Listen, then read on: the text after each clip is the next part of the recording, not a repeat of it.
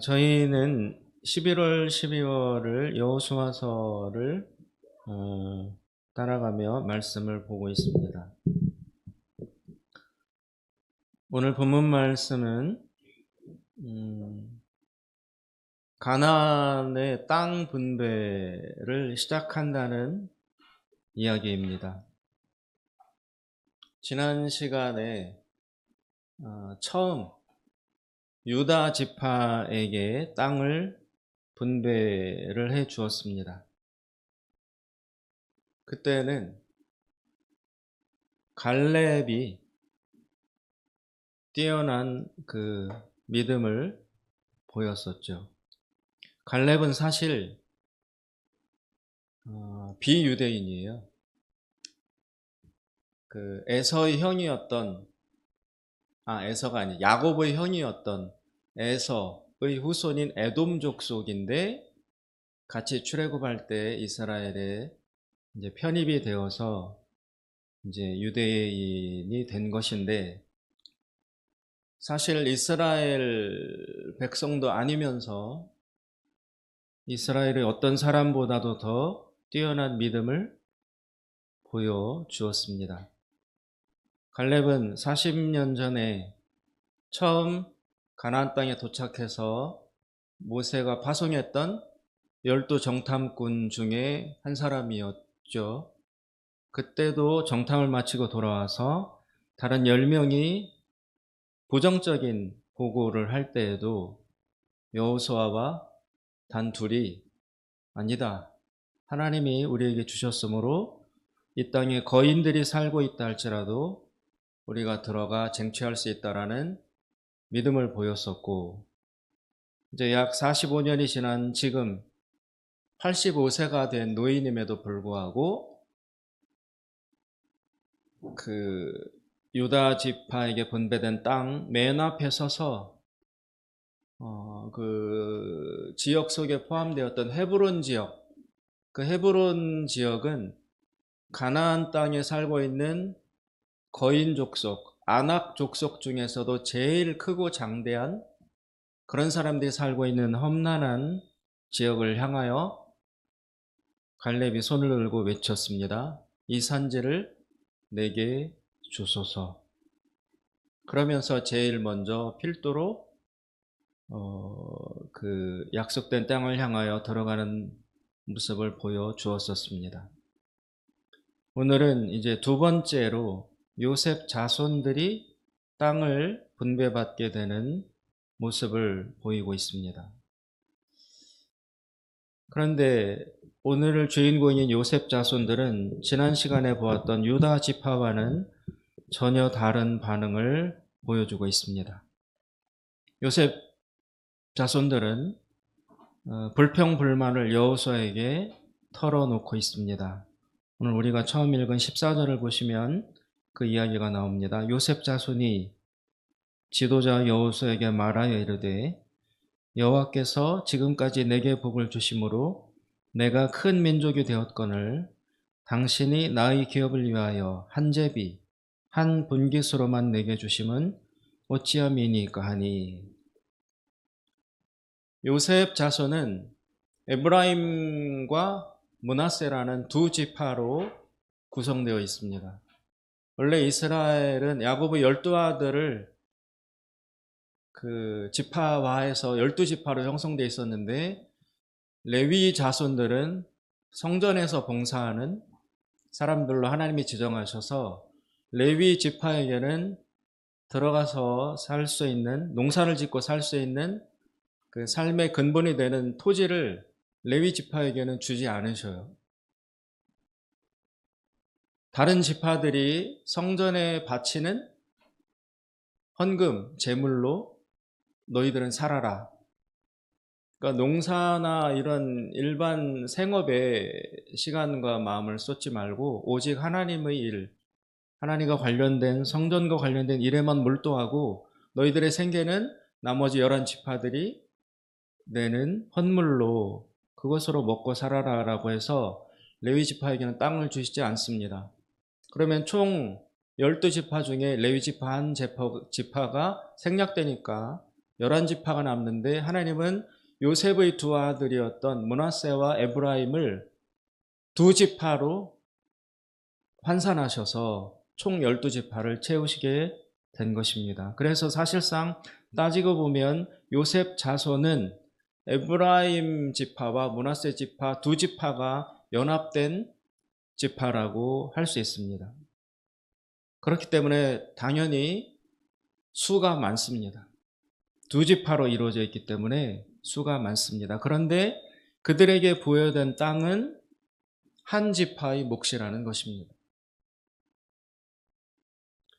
이런 그 불만을 접한 지도자 여호수아는 그 요셉 자손이 와서 제기한 합리적인 이의 제기에 대하여 뜻밖의 명령을 내립니다. 15절에 보시면 여호수아의 대답이 나옵니다. 15절 여호수아가 그들에게 이르되 내가 큰 민족이 되므로 에브라임 산지가 내게 너무 좁을진데 브리스 족속과 르바임 족속의 땅 삼림에 올라가서 스스로 개척하라 하니라. 이것은 요셉 자손들이 한 번도 생각해 보지 못했던 발상입니다. 그들은 늘 조상 요셉의 일생을 자랑하며 살아왔습니다. 요셉이 형들의 미움을 받고 노예로 팔렸으나 적극적인 믿음의 그 노력으로 말미암아 자신의 인생을 반전시켜서 애굽의 총리가 되었노라. 이처럼 요셉의 믿음은 위대한 것이었다라고 늘 자랑하며 살아왔습니다. 그리고 그런 조상 요셉 때문에 후손인 자신들이 복을 받아서 이렇게 번성했노라고, 이렇게 수가 많아졌고 번창했노라고 우쭐해서 긍지를 가졌었습니다. 지금도 우리가 흔히 하는 말로 믿음으로 한 3대, 4대가 되면 걱정이 없다고 그러죠? 네? 뒤로 넘어져도 잘 된다, 그 집은. 믿음의 3대, 4대면 볼 것 없다. 자식 결혼시킬 때, 야, 3대, 4대? 그런 집하고 결혼해야 돼. 거기엔 하나님이 쌓인 복이 있어서 뭘 해도 잘 되는 집이야. 그래서 부러워하기도 하고 또 자랑하기도 합니다. 이처럼 요셉의 자손들도 자신들의 원조상이었던 요셉의 믿음을, 그리고 그 인생의 드라마틱한 반전과 거기에 깃들었던 하나님의 은혜를 늘 자랑하며 긍지로 살아왔었습니다. 그렇지만 이 요셉의 자손들이 늘 내세웠던 것은 오직 그 조상 요셉의 믿음이었습니다. 그리고 그 요셉의 조상의 덕택 때문에 자신들이 복을 받았다고 생각을 했었습니다. 그런데 요셉 자손을 자세히 뜯어보면 정작 그들 자신에게는 믿음이 없었습니다. 늘 조상의 믿음 자랑만 하면서 당연히 그 은혜로 복을 받아야 한다고 누려만 왔을 뿐 스스로의 믿음을 키우지는 못했습니다. 그래서 모태신앙이 아닌 사람들은 모태신앙을 매우 부러워합니다. 저도 모태신앙이 아니에요. 그래서 야, 모태신앙 어릴 때부터 믿음을 보고 자라고 너무너무 부러워요. 어린 시절 주일학교 다니며 교회의 분위기 안에서 잠을 자도 교회 안에서 자고, 먹어도 교회에서 먹고, 뛰어놀아도 교회에서 뛰어놀고, 여러분 그게 얼마나 큰 자산인지 모릅니다. 아기 때 엄마가 이렇게 안고 와가지고 금요철을 드리며 자기는 확 뜨겁게 부르짖고 기도할 때 애견 옆에서 새근새근 자고 자는 것 같지만 거기에 하나님의 은혜와 믿음이 생명이 소록소록 스며들거든요. 그렇게 큰 사람과 전혀 교회라고는 모르고 살다가 뒤늦게 하나님을 만나서 이제 믿음을 배우고 교회에 적응하려고 하는 사람과는 어쩔 수 없는 큰 차이가 있습니다. 그래서 모태신앙을 매우 부러워하고 또 자랑할 만합니다. 그런데 또 반면에 모태신앙의 사람들은 그것이 그 큰 자산이기도 하지만 아쉬운 점들도 있지요. 우리는 뜨겁지가 않아. 중간에 가다가 바울처럼 확 하나님을 크게 체험하고 돌아와야 확실한데 우리는 교회를 떠나지는 않지만 늘 물에 술 탄 듯 술에 물 탄 듯 그래서 또 화끈하게 돌아온 사람들을 부러워합니다. 일장일단이 있다고 생각이 듭니다. 지금 요셉 자손들도 모태신앙이에요. 그리고 3대, 4대 뿐이겠습니까? 약 430년 전에 요셉이 믿음으로 자신의 인생 가운데 하나님의 역사하심을 드러냈고 그 믿음을 구전으로 늘 들으며 생각하며 기억하며 지금까지 도달을 했으니 얼마나 이 가문에 요셉의 가문에 그 믿음과 또 하나님의 은혜가 축적이 되어 있었겠습니까? 그래서 그것을 늘 자랑하며 살았습니다. 그런데 그럼에도 불구하고 정작 오늘 어떤 문제 앞에 부닥치니까 이 요셉 자손이 수도 많고 은혜도 많고 받은 복도 많은 이 가문이 여호수 앞에 나와서 불만을 제기하고 한 걸음도 앞으로 나아가지 못하는 모습을 보여주고 있습니다. 14절 다시 보시면 요셉 자손이 찾아와서 하나님의 복으로 우리가 이렇게 수가 많은 큰 민족을 이루었다. 그것을 먼저 전제로 해요. 여호와께서 지금까지 내게 복을 주심으로 내가 큰 민족이 되었거늘. 그 다음 당연히 자동적으로 우리에게는 큰 땅이 주어져야 하지 않느냐라고 여호수아에게 요구하고 있는 것입니다. 한편으로는 말이 됩니다. 수가 많으니까 큰 땅이 주어져야 마땅하죠. 합리적이죠. 그러나 또 다른 관점으로 보면 요셉 자손은 아직 진정한 믿음에 눈을 뜨지 못하고 있다고 할 수 있습니다. 그들은 권리만 주장할 뿐, 은혜만 주장할 뿐, 그것에 따른 책임은, 그것에 따르는 믿음은 자각하지 못하고 있다는 것입니다. 그래서 지도자 여호수아는 과연 지도자답게 이 요셉 자손에게 믿음의 또 다른 면을 깨우쳐 주고 있습니다. 다시 15절을 보시면 여호수아가 요셉 자손에게 말씀합니다. 여호수아가 그들에게 이르되 내가 큰 민족이 되므로 그건 인정하겠다. 너희들이 숫자가 많고 복을 받았다는 것은 충분히 인정한다. 그 결과 에브라임 산지가 너희들에게 주어진 땅이 너희들에게 너무 좁을진데 그럼 그 다음에 어떻게 해야 하느냐?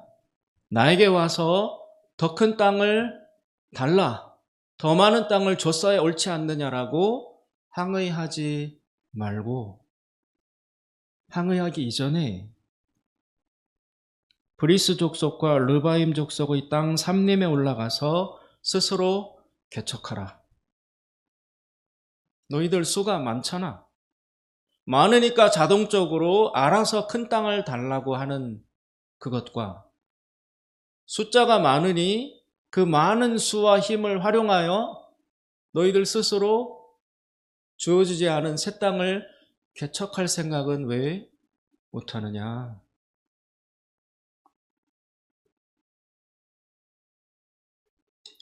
여호수아는 그 점을 지적하고 있는 것입니다. 사실 우리는 은혜라고 하면 모든 것이 자동적으로 다 이루어져야 한다고 생각을 합니다. 나는 가만히 있고 하나님이 다 해주셔야 한다고 기대합니다. 그런데 그것은 성경에 의하면 어린아이의 믿음이라고 합니다. 대부분의 사람들은 처음 교회에 나올 때 마술적인 기대를 품고 신앙을 시작합니다. 기도만 하면 모든 것이 자동적으로 이루어지고 모든 저주와 아픔은 다 물러가고 이제부터는 꽃길만 열릴 것이라고 생각합니다. 내가 이제 교회 나왔어. 예수 믿기 시작했어. 그러면 다 달라질 거야. 가정도 평안해지고 병도 고쳐지고 자녀들도 잘 되고 물질적으로도 복을 받고 모든 것이 다 형통해서 행복하게만 될 것이라고 생각합니다. 내가 예수 믿었잖아. 그렇게 안 믿는다고 교회 안 나간다고 하던 나이인데 이제 결심해서 교회 나왔으니까 이제는 볼 것 없어. 다 잘 되고 병도 안 걸리고 자녀들 길 다 열리고 안 되던 일도 되고 손만 대면 잘 되고 30배, 60배, 100배로 복을 받고 이제 간증할 일만 남았어. 그렇게 우리는 기대하며 교회에 첫 발을 내딛습니다. 하지만 신앙생활을 계속해 나가면서 그런 기대는 하나씩 하나씩 허물어집니다. 오히려 없던 문제도 자꾸 생기고 길은 막히고 장애물은 나타나고 하나님은 어디에서도 보이지 않습니다. 그러면 다시 생각합니다. 내가 교회에 괜히 다니기 시작했나? 옛날에 절에 다닐 때는 오히려 지금보다 더 나았는데 믿음이란 과연 이런 것인가?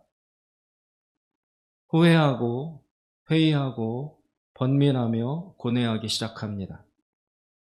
그리고 깊은 신앙의 몸살을 앓기 시작합니다.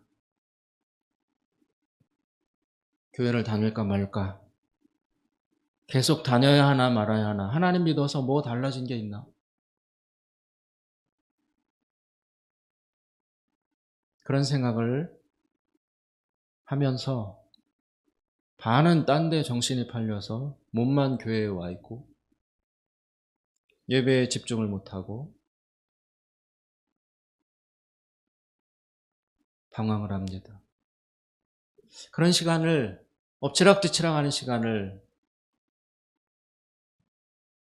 어떤 사람은 길게 어떤 사람은 짧게 그렇게 뒹굴고 부딪히고 울고 단식하고 그러다가 이제 처음 진지하게 기도라는 것을 시작하게 됩니다. 모든 환상적인 기대와 마술적이고 주술적인 그리고 자기 주관성에만 몰입되어서 이기적이고 기복적이며 철저히 자기중심적이고 세속적이던 자신의 마음과 사고를 조금씩 들여다보기 시작합니다.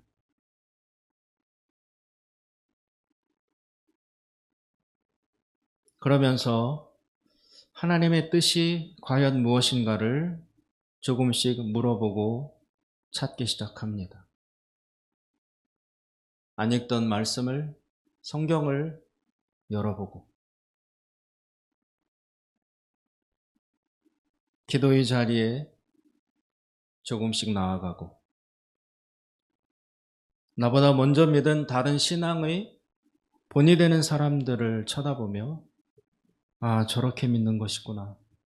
아, 믿음이란 저렇게 하는 것이구나 조금씩 배우고 깨달아가기 시작합니다.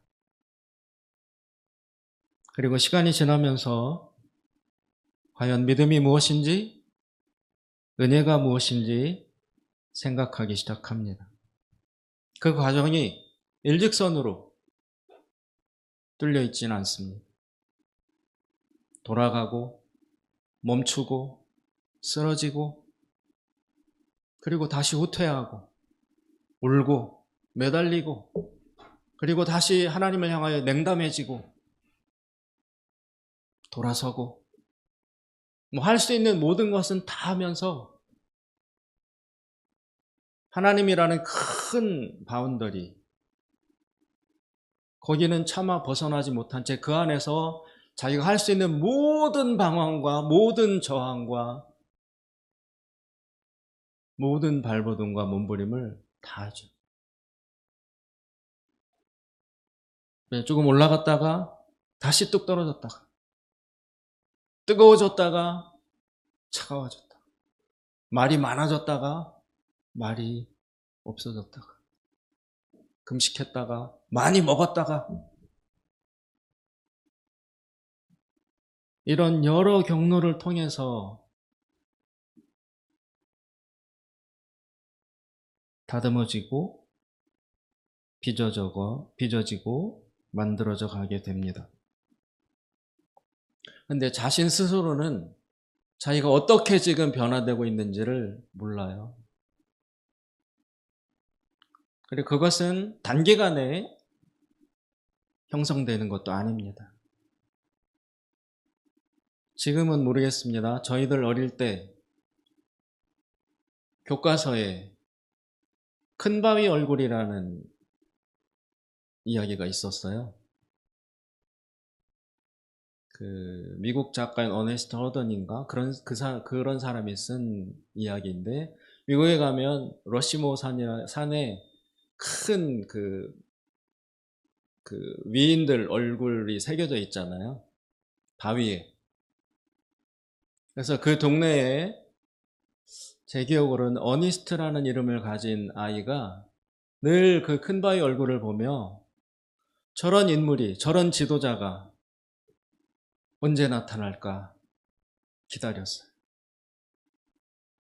저 큰 바위 얼굴에 예언되어 있는 저 지도자가, 저 얼굴을 가진 위대한 사람이 나타나서 이 땅을, 이 세상을, 이 사회를, 이 나라를 새롭게 해줄 거야 라고 기대하며 기다리며 늘 큰 바위 얼굴을 바라보았어요.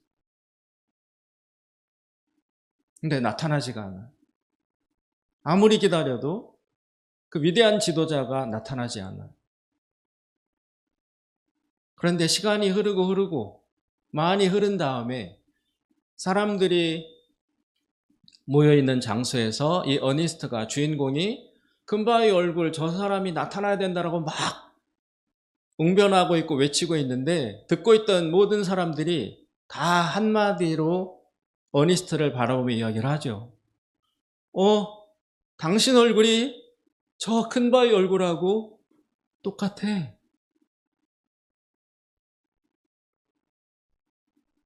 그러고 보니 우리가 기다려왔던 저 큰바위 얼굴을 한 위대한 지도자는 바로 어니스트 당신이야. 어니스트는 그 큰바위 얼굴의 지도자가 나타나기를 한없이 기다리며 앙망하며 찾아다녔습니다. 그런데 그 시간 동안 실질적으로 변화가 일어나고 실제적으로 하나님의 손길이 닿아서 준비가 되어져 간 사람은 다른 누구도 아닌 어니스트 자신이었습니다. 그리고 때가 되었을 때 자신이 바로 큰바위 얼굴이라는 그 인물이라는 사실을 다른 사람도 깨닫고 자신도 깨닫게 되는 순간이 찾아오는 것입니다. 우리는 하염없이 하나님을 찾고 부르짖고 매달립니다. 하나님, 한마디만 들려주세요. 한 번만 보여주세요.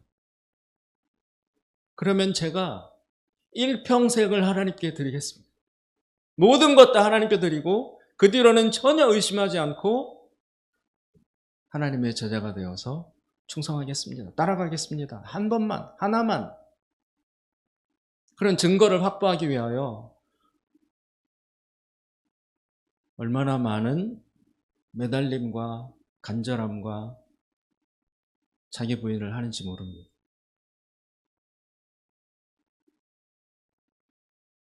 처음에 가졌던 어린아이와 같았던 기대, 그런 것들은 이제 다 흘러가고 어떻게 해서든지 하나님 한번 만나보고 싶다.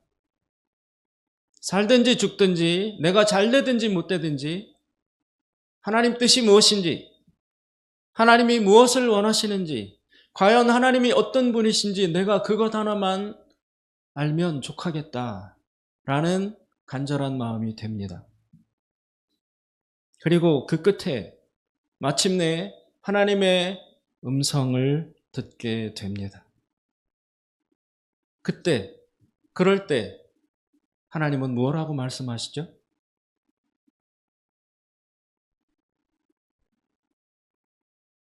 하나님은 이렇게 말씀하십니다. 스스로 개척하라.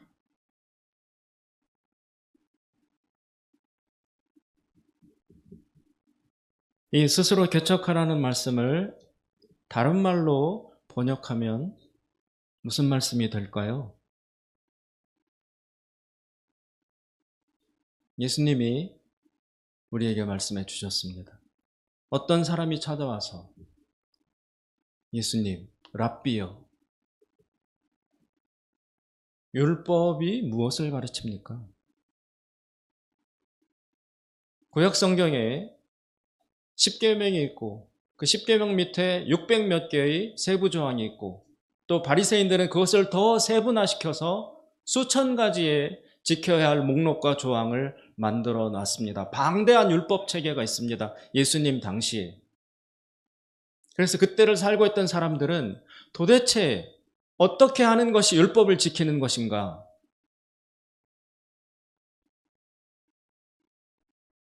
흔히 바리새인들이 주장하듯이 안식일을 철저히 지키고 11조를 잘하고 금식을 하고 기도를 많이 하고 정말 그런 것을 잘 하는 것이, 그런 것을 철저히 지키는 것이 하나님의 율법을 잘 지키는 것인가? 그런 해결되지 않는 의문을 품고 예수님에게 찾아와서 율법은 무엇입니까?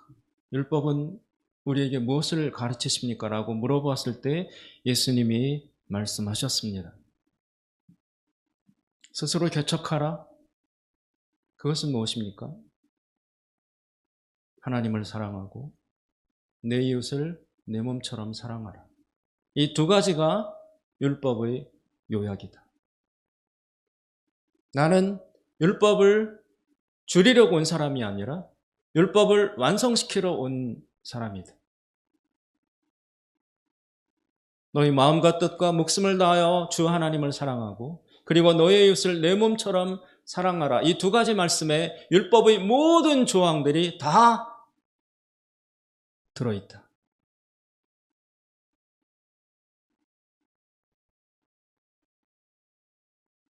여러분, 하나님을 사랑한다는 것, 그것과 내 이웃을 사랑하는 것, 그것은 분리된 계명이 아닙니다. 하나로 뭉쳐져 있는 한 덩어리의 말씀입니다. 하나님을 사랑하는 것, 그것이 믿음의 본질일진데 하나님을 사랑하는 것은 곧 무엇인가? 동시에 자동적으로 이웃을 사랑하는 것, 그것이 하나님을 사랑하는 것과 하나예요. 뗄 수가 없어요. 분리시킬 수가 없어요. 하나님을 사랑하는 것은 즉시 곧바로 이웃을 사랑하는 것과 완벽히 일치하는 것입니다. 그래서 말씀에 보이는 바 너의 이웃을 형제를 사랑하지 못하는 자가 보이지 않는 하나님을 어찌 사랑할 수 있겠느냐? 그러면 결국 예수님이 두 가지로 요약하신 말씀은 결국 다시 한 가지로 농축해서 완결지을 수 있습니다. 율법은 무엇입니까? 나의 이웃을 내 몸처럼 사랑하는 것. 그것입니다.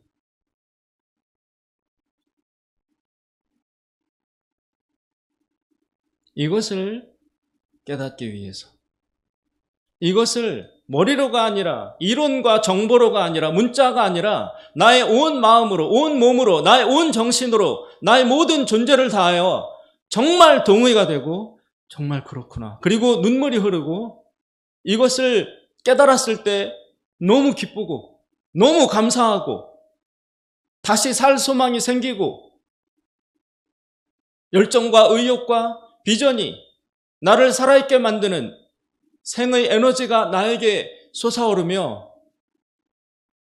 억지로가 아니라 전심으로 이 말씀이 진리이구나.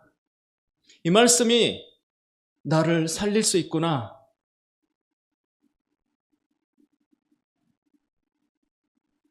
그렇게 깨닫는 자리까지 가야 하는 것입니다. 너희 마음과 뜻을 다하여 하나님을 사랑하고 너희 이웃을 내 몸처럼 사랑하라. 이 말씀은 여러분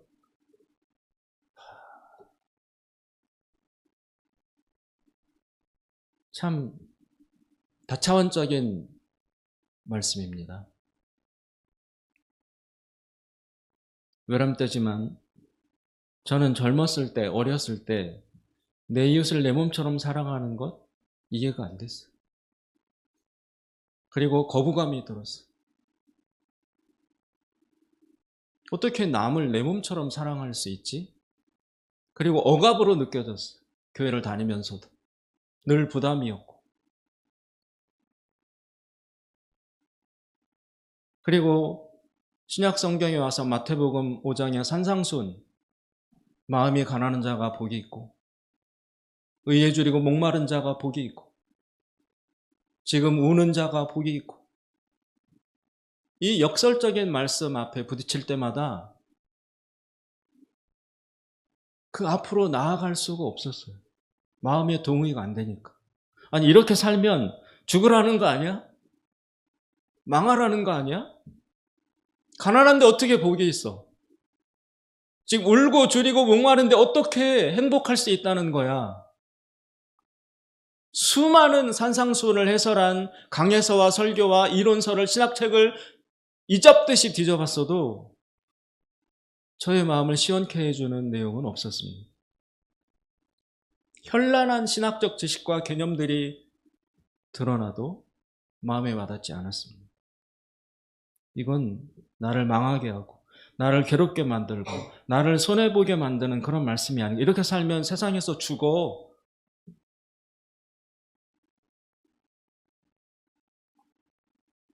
그런데 그렇게 억압으로 느껴지고 별로 우리에게 저에게 진리다.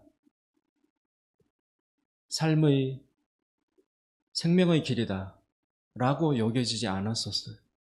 그런데 결국엔 여러 과정을 아까 말씀드렸던 그런 과정을 내가 이제 교회 나가면 예수 믿으면 다 잘 될 거야 라고 그런 기대를 품고 시작했다가 막 온갖 풍지박산이 나고 산전수전, 공중전, 우주전, 화생방전 다 일어나고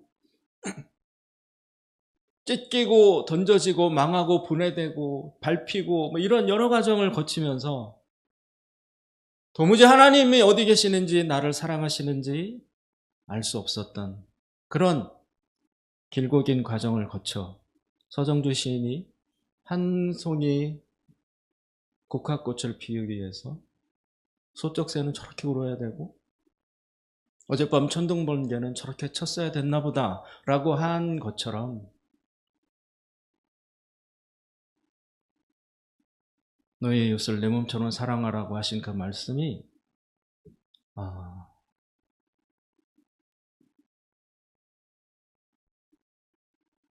이렇게 살아야 나는 살 수 있구나. 이렇게 살아야 생명을 누릴 수 있구나.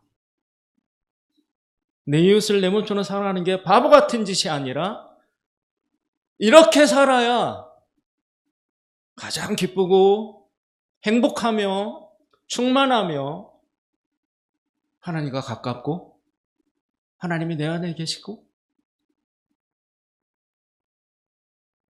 성경에 그토록 많이 나열되어 있는 모든 아름다운 말씀들 그것을 누리며 살 수 있다는 사실을 깨닫게 되었습니다. 사랑하는 여러분,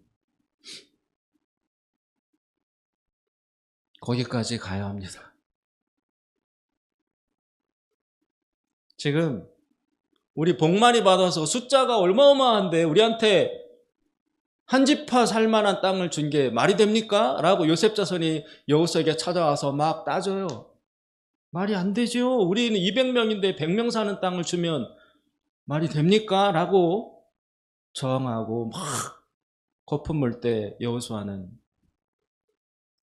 다 듣고 차분하게 한마디 합니다. 너희가 그렇게 복받고 수가 많다면, 그런 은혜를 받았다면 스스로 개척하라. 이것을 신약의 우리들은 너가 하나님의 사람이라면 너희 이웃을 너희 몸처럼 사랑하라. 그 말씀에 너를 살리는 생명이 들어있다는 사실을 깨달아라. 라는 말씀과 똑같습니다.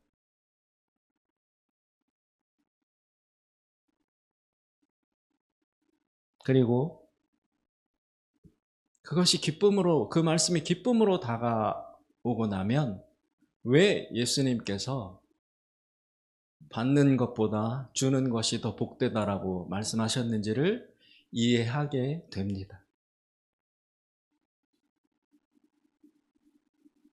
상식적으로 생각하면 야, 받는 게 더 좋지 주는 게 좋아?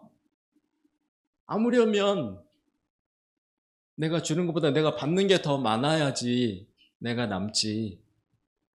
그게 인간이지 라고 생각하는데, 그러나 여러분, 주는 것이 받는 것보다 압도적으로 기쁘고 충만합니다.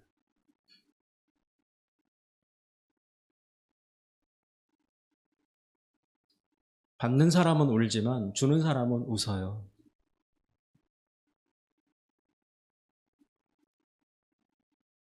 내 것을 나누어서 주는데도 기쁨이 가득해요. 근데 받는 사람은 받는 순간은 막 좋고 만족스럽고 감사하지만 조금 지나면 다시 부족함에 허덕여요. 박탈감에, 상대적 빈곤감에 붙들려서 기뻐할 수가 없어요.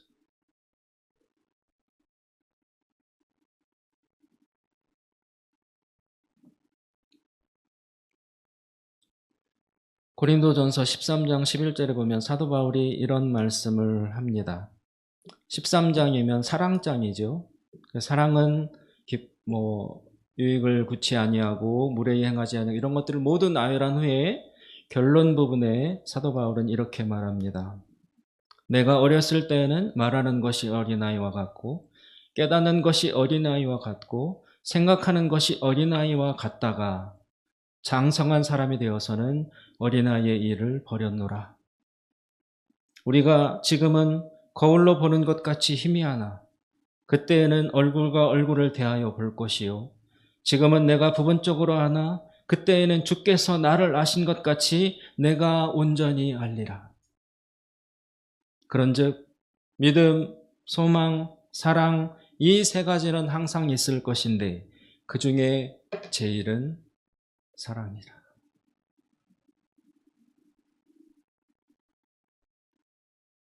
우리는 스스로 개척하는 사람들이 되어야 합니다. 다고 달라 그러면 못 얻어요.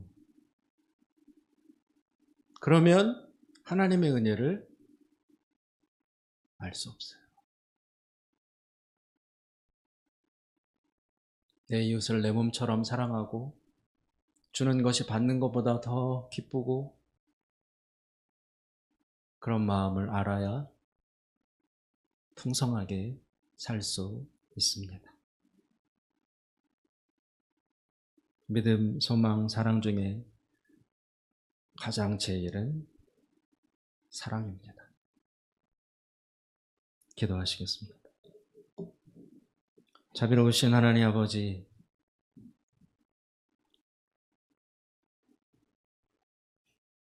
일평생 하나님을 바라보며 의지하며 여기까지 걸어왔습니다. 미련하고 어리석어서 깨달을 줄 모르고 하나님이 어떤 분이신지 알지 못하고 밑이 깨어진 항아리처럼 가난하고 갈급하고 부족하고 허덕이며 늘 허기에 시달리며 채워도 채우지 않는 빈 마음을 가지고 그렇게 살아왔습니다. 하나님 아버지, 크신 은혜 베푸셔서 저희들의 이 어리석은 마음, 가난한 마음, 깨어진 마음 주의 손으로 만지셔서 주는 것이 받는 것보다 더 기쁘고 풍성하며 복되다는 사실을, 나의 이웃을 내 몸처럼 사랑하며 살면 거기에 하나님 나라가 임하고 하나님을 거울로 보는 것이 아니라 얼굴과 얼굴을 대하여 마주보는 것과 같은 확신과 기쁨과 믿음과 충만함이 거기에서 길어질 수 있다는 사실을 우리로 깨닫게 하여 주시옵소서. 오늘 우리 예배에 참석한 중부명성교회 국내 선교부 모든 한 분 한 분들을 주여 붙잡아 주셔서 주님, 2026년 다음 해에는 즐거운 마음으로, 기쁜 마음으로, 감사한 마음으로, 넘치는 사랑으로 더 많은 교회들을 찾고 섬기고 위로하고 축복하여 하나님 나라가 일어서는 모습을 보며 모든 영광을 하나님께 돌리는 보람 있는 한 해, 보람 있는 사역 될 수 있도록 축복하여 주시옵소서. 하나님께 모든 것 감사드리며 자비로우신 우리 주 예수 그리스도 이름으로 기도드리옵나이다. 아멘.